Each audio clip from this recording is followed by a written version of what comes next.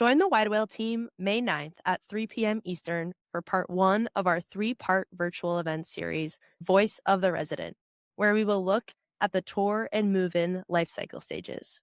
We've built a data set of 400,000 Google reviews from residents of hundreds of top multifamily groups, including the NMHC Top 50.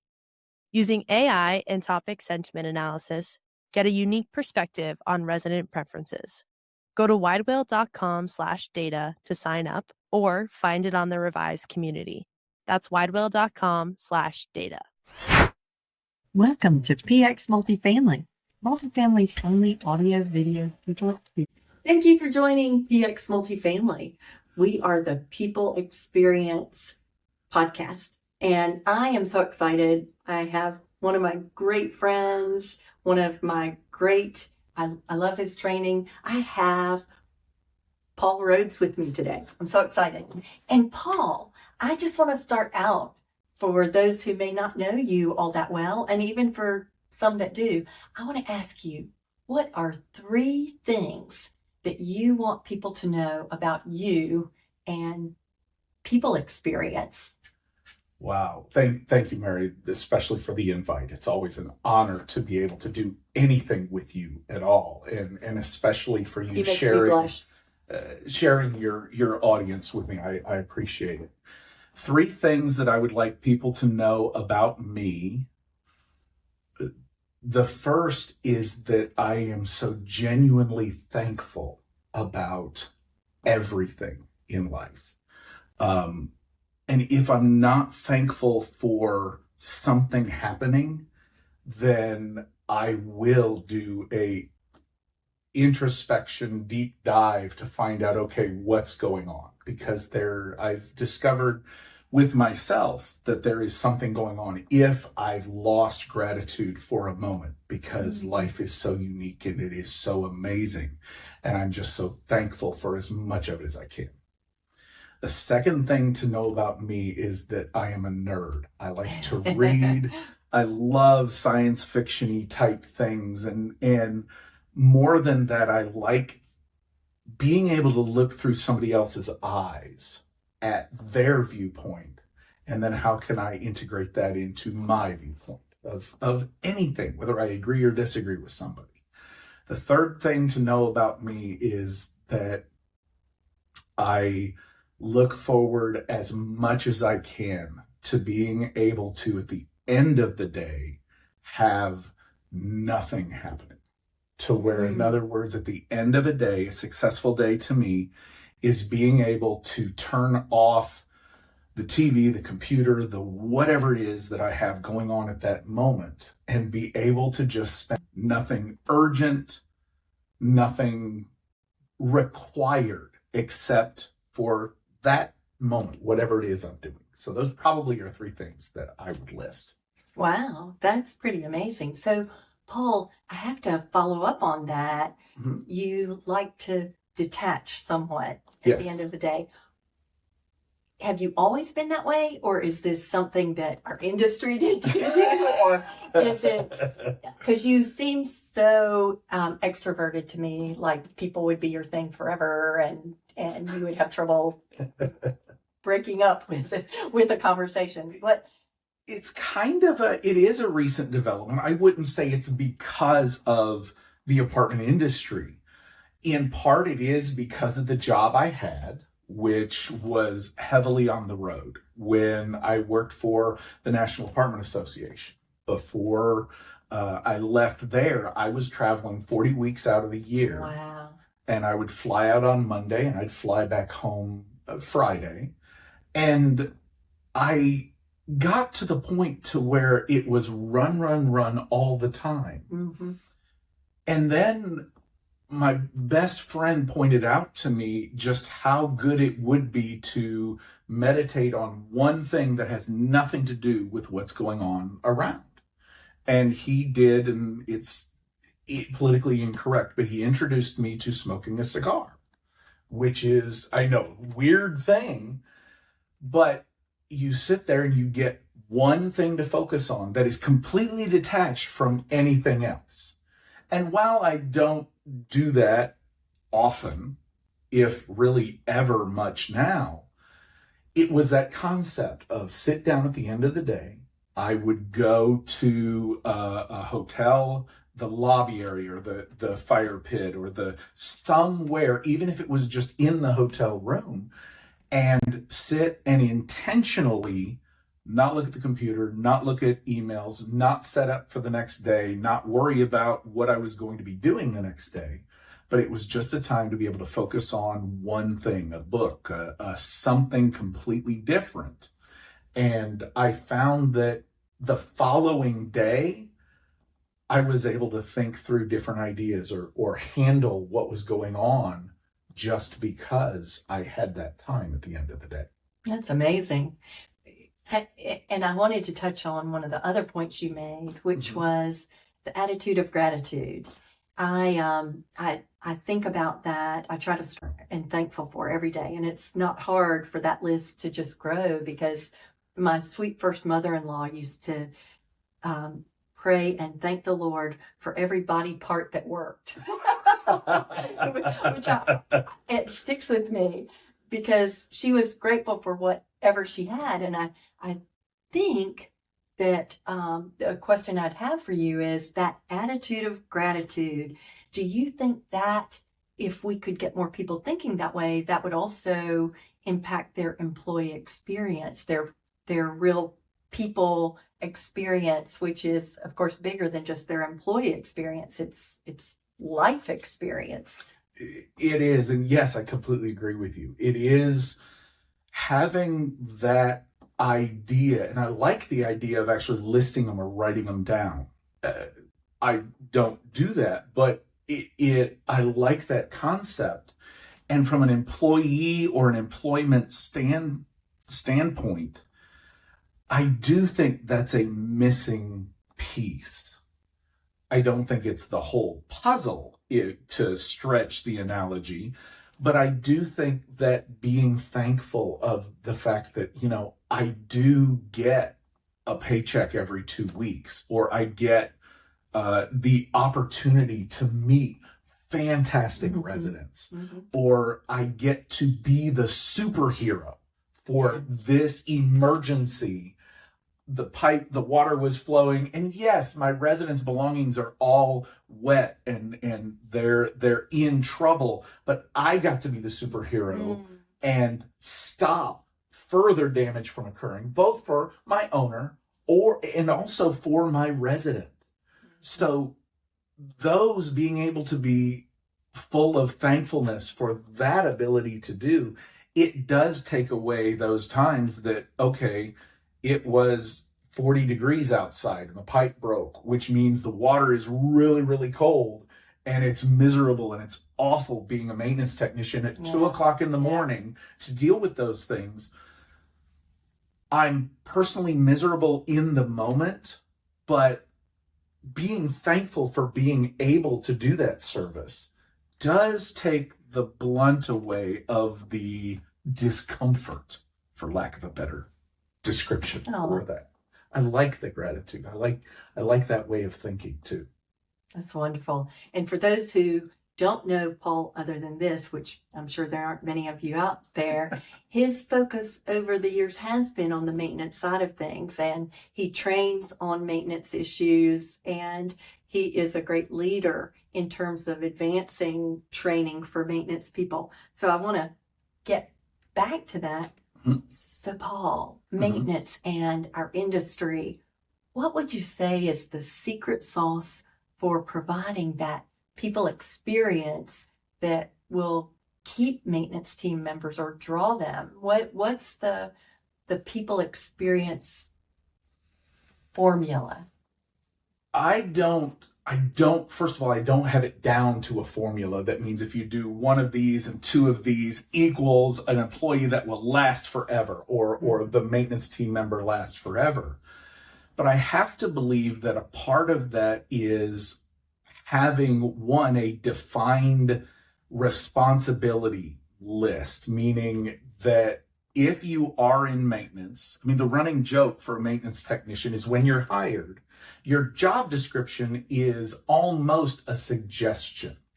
The actual job description is that little itty bitty teeny tiny type at the bottom that says, your job is to do whatever no one else will do.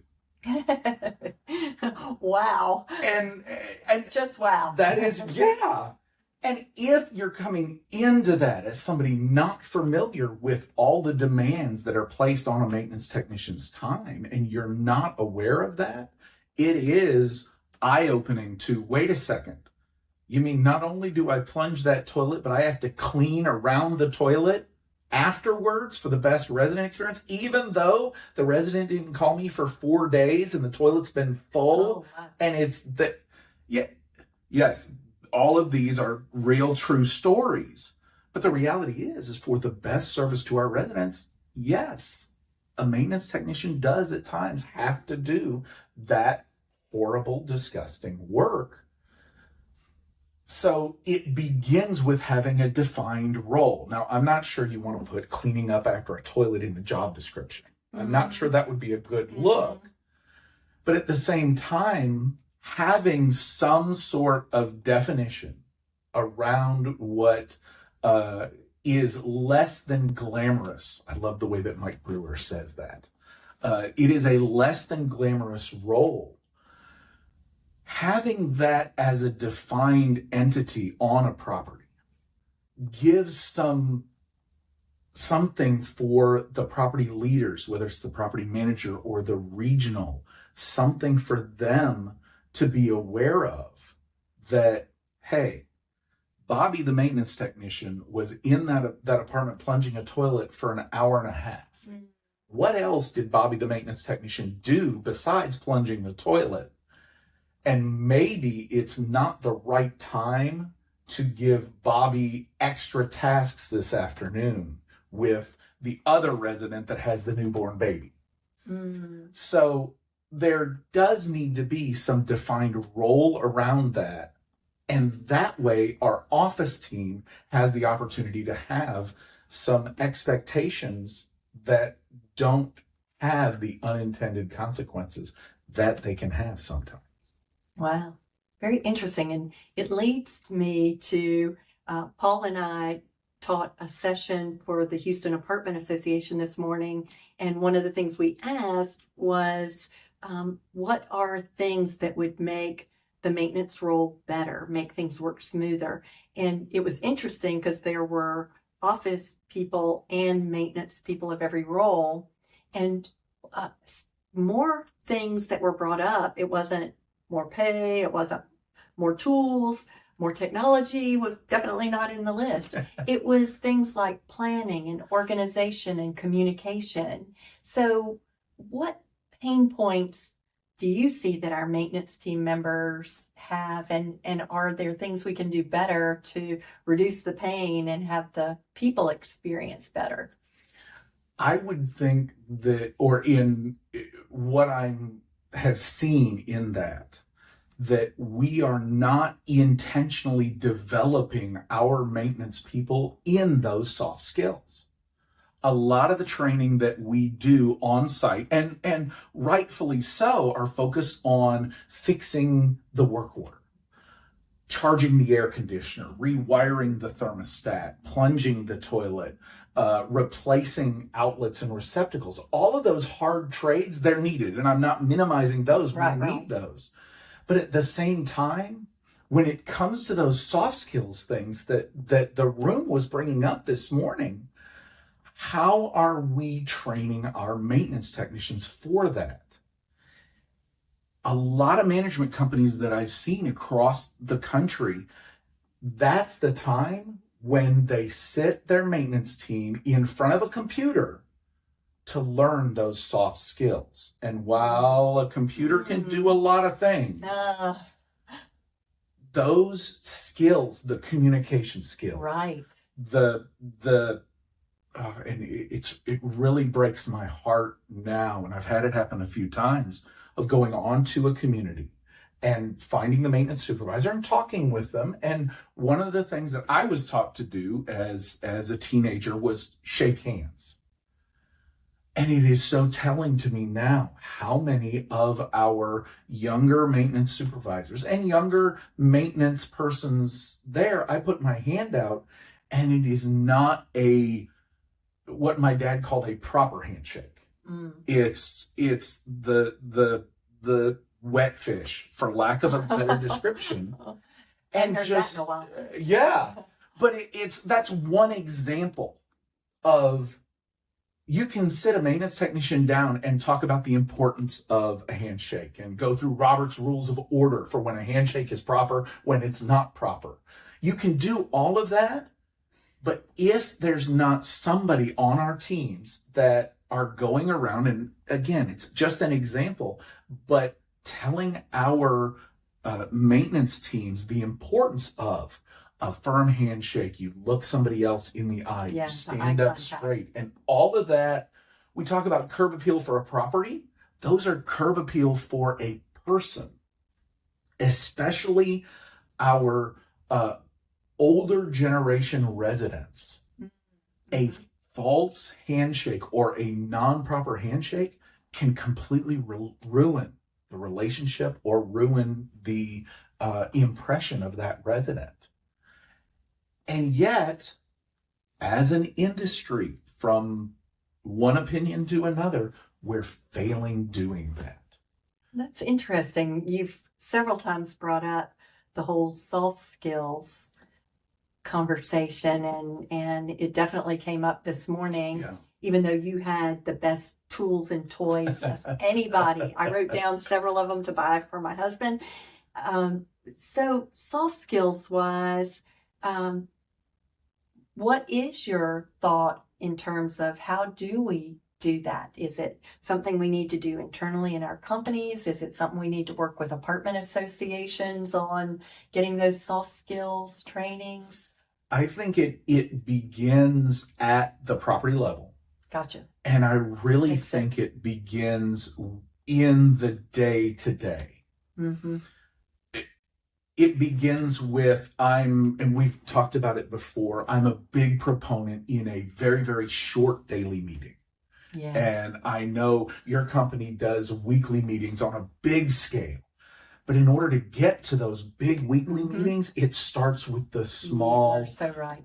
meetings. The stand-up meeting. Yeah, the stand-up meeting. meeting. What I call it. Yes. I think it's really important.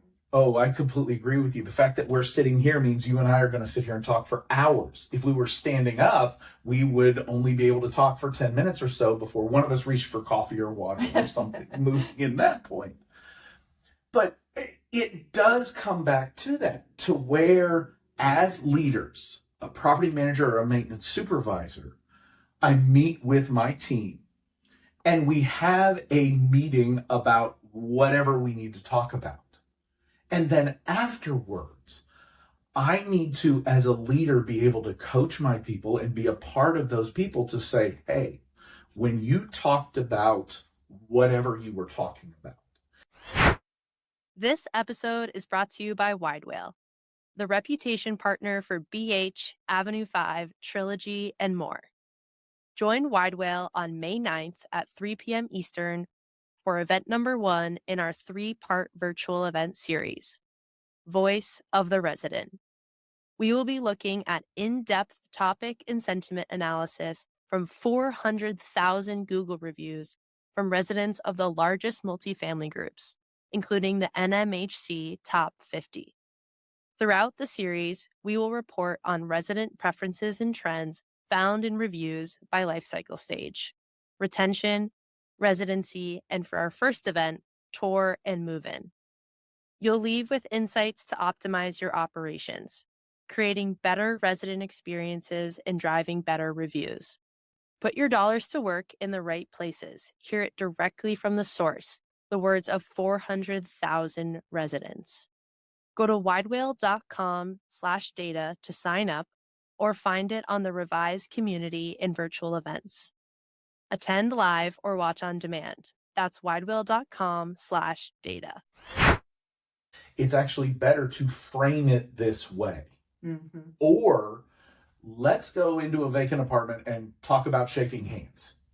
I mean, it's those moments that instead of only being worried about, and I loved how much emphasis you put on it in the class this morning, of righty-tighty, lefty-loosey. And that our residents... I had to memorize that. Yes. And that our residents have not memorized that. Right. Which for you and I, when we were growing up, that was a part of just normal, you learned communication. it. Yes. Yeah. Well, our younger people or newer people to the industry, it's those things, those experiences that you and I had that for whatever reason are less likely to be occurring now. Mm-hmm. Some of that is social media, some of that is computers, and I've got hours of a thing to kind of answer your question of how do we develop our people. It's one, being intentional about it. And that intentionality requires a relationship between our leaders and our employees back towards our leaders, of trust that we can go into another room, or not brought up in public, not shaming, Right. but go into the other and say, for your best, not to take it as long as a career, but for your best progress, let's go over shaking hands. And let's actually do it. That's exactly right. You can't do that watching a video. Right. I mean, not you can, but it doesn't have the same impact. Tactile. Correct. Yes. That's it. Oh, that's really a helpful thing. And so I have a couple of other things for you. As far as our industry right now, as you know, we're losing some of the more senior maintenance team members, and our trade just doesn't look as desirable, or a lot of people don't even know it is a thing, a career, a wonderful direction to go. What are some things you can think of in terms of the people experience that we could do to attract and retain maintenance team members? To attract and retain, the attraction part I haven't given as much thought, and I admit I need to do more of that, the recruiting or the attraction piece. The retaining piece, I think a part of that equation is responsibility and acknowledgement. And by that I mean, we need to be sure, and I guess it goes back a little bit to those defined roles, that if my make-ready technician is responsible, he's empowered, she has the tools that are necessary for 4 or 5 apartments per week, just to make up some numbers. If they're responsible for that, then one, I give them that responsibility. Check in, and as a leader, make sure that they're still on track, but don't micromanage it to the point of interrupting them in the middle of the apartments or throwing a bunch of extra work that they're not ready or equipped to handle on there. And at the same time, I hold them to that standard. Meaning, he or she maintenance technician who is in that apartment, I let them do their job and hold them to their responsibility. And then at the end of the time, I acknowledge you made it. That was great. Now, next week, I guess this also goes back to that communication piece. For next week, is this goal attainable again? Did we set the goal too far? Or have we not set the goal far enough? But by involving our employees in every piece of that responsibility setting, and then letting the job be done, and at the end of that time, acknowledging and celebrating, you knocked it out of the park, that was brilliant, that was wonderful. And I'm not talking about a monetary celebration, although that is awesome. I mean, nobody will ever turn it down, but even just a verbal, visual announcement or true recognition of the fact that you were set up to do this job, you did that job.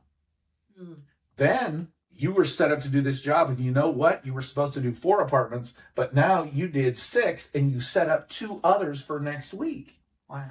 And we get the opportunity to do that. Then, as leaders, our employees get the opportunity to shine And as leaders, we also, because we get to watch the progression, it makes it easier for us to identify areas where we can provide growth assistance, in whatever form that is. But it's being intentionally involved this is the responsibility, and then we're acknowledging either the fulfillment, the miss, or the blowing out of water of completing that responsibility.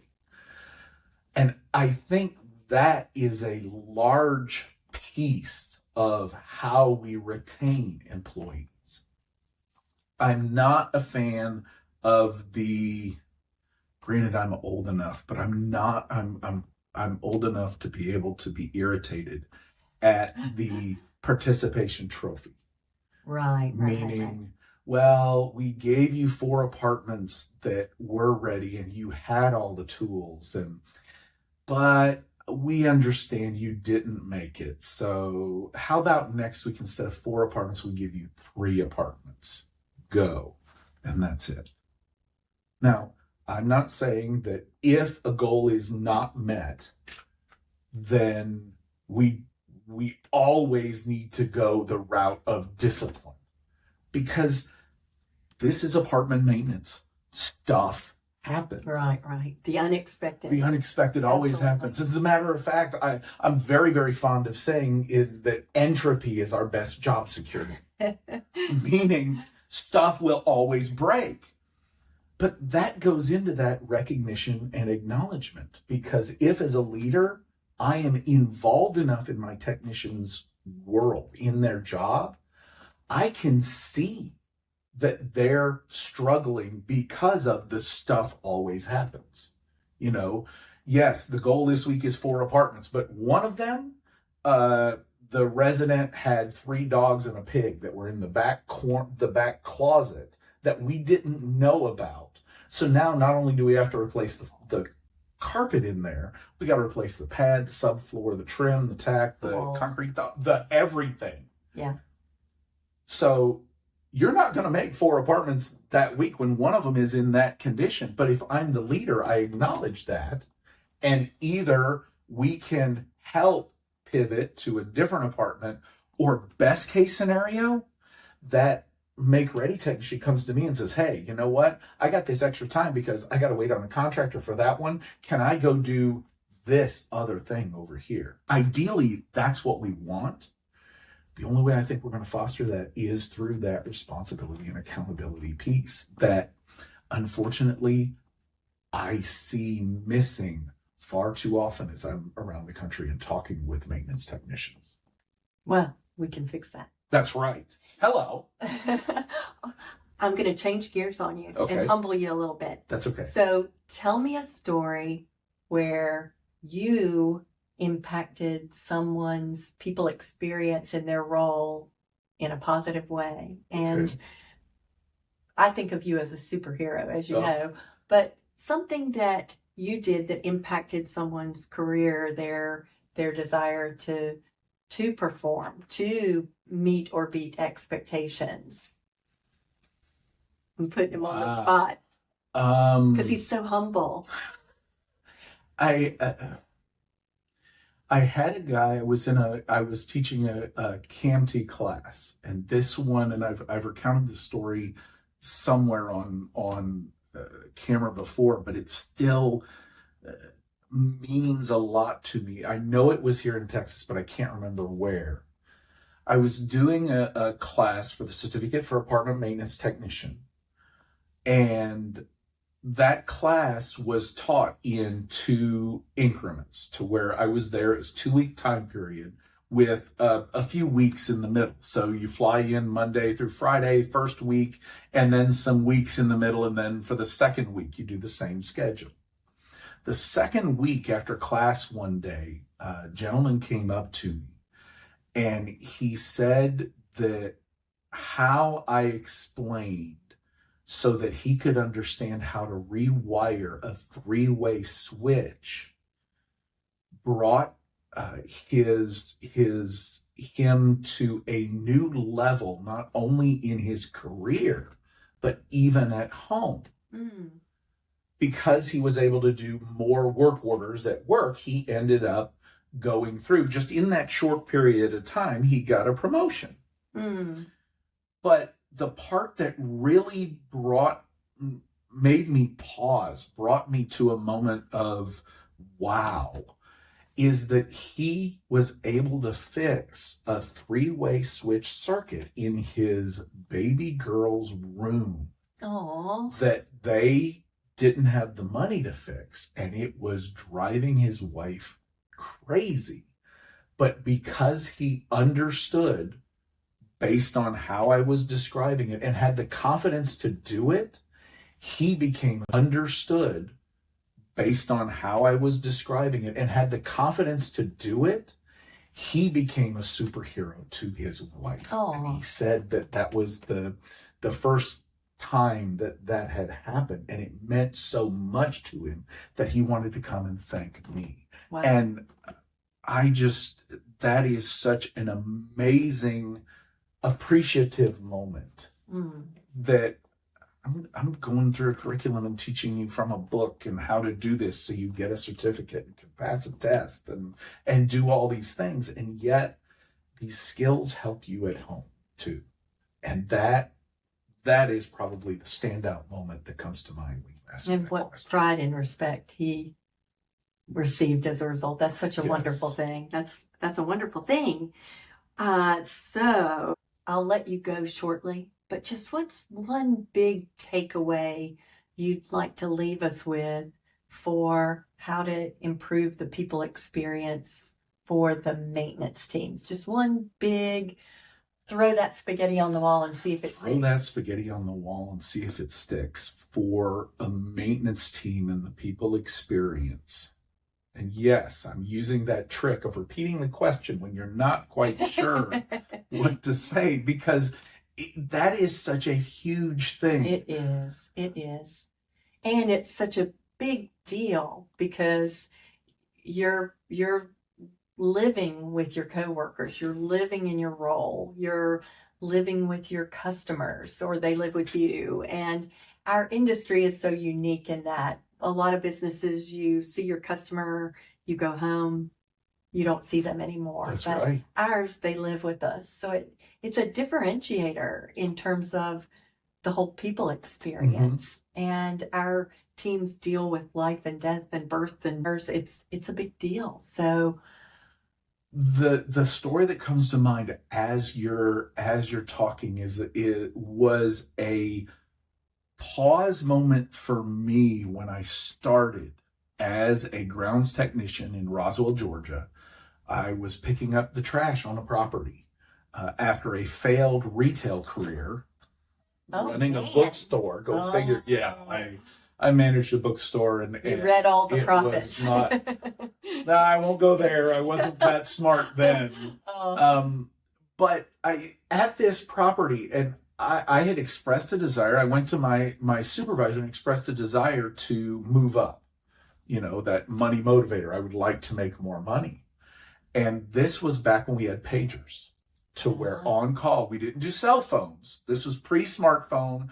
We had pagers. And when you were on call, you carried quarters with you because you had to stop at, there were these things called payphones that you put quarters in, and now they're no longer around because we have cell phones. And I'm I'm very, very thankful. But that's kind of setting the time period of this.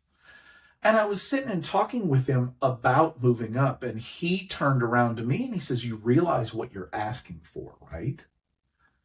And I said, probably not. Otherwise I wouldn't ask the question, but I'm asking it. And he stops and he says, "What are the relationships that you have with the people you work with?" And I paused because I wasn't sure where the heck he was going with this. And he says, "Now, Paul, people like you, that's not actually what this is about.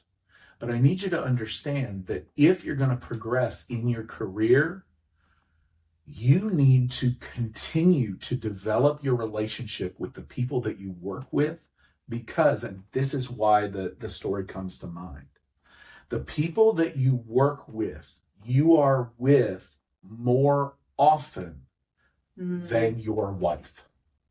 than your family. Because at a minimum of 40 hours a week, we're with these people. And even if we're not in the same room, or even if we're not talking, we're on the same team. Yes. You and I have done several speaking events and conferences and things like that. And even though you and I don't talk every week, or even in some instances every month, there is that ability to call my team member and bounce ideas. Absolutely. Or I have this, and it's reciprocal, and we've done it, and I have that Absolutely. Relationship. Yes, I have that relationship with Mary, and I have that relationship with several other people around the industry. And it was the realization that started then that I love my wife, and I love being a part of that family and my daughter, and those are the most valuable relationships that I have.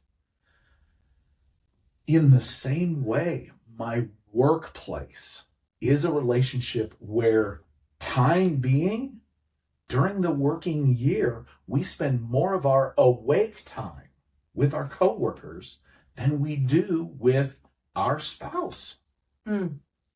So a part of that people experience is recognizing first, which that's what that maintenance supervisor pointed out to me, is that is the reason are worth nurturing. They're worth developing. So that means if you happen to see another maintenance technician who you saw out on the golf cart or in their truck, the pair of pliers that you know through your experience, they're going to need those pair of pliers. Don't make a big production about the fact that they forgot the pliers. Just go out there and get the pliers and bring it to them to help. What a great thing to think of. So that is the best way I could think of to answer that. I love that. Paul, I have taken so much of your time, and you have a flight to catch. I just want to thank you. And I think it, even as long as I've known you, it blesses me to hear you talk about your thankfulness and the fact that you like that moment at the end of the day that you're going to cut it all off. More than just really great at what you do, but really great at who you are and the people experience that you give when people are around you. So thank you for being on my podcast, the PX Multifamily, today. Thank you. Thank you for the invite, and you are entirely welcome. And thank you for including, and thank you for listening. Have a wonderful day. Thank you for listening today. Did we accomplish the mission? Did we increase experience in family faith? What are your thoughts on this important topics? I hope you'll share your thoughts in the comments with speakers whose goal is to bring about the next generation of leaders.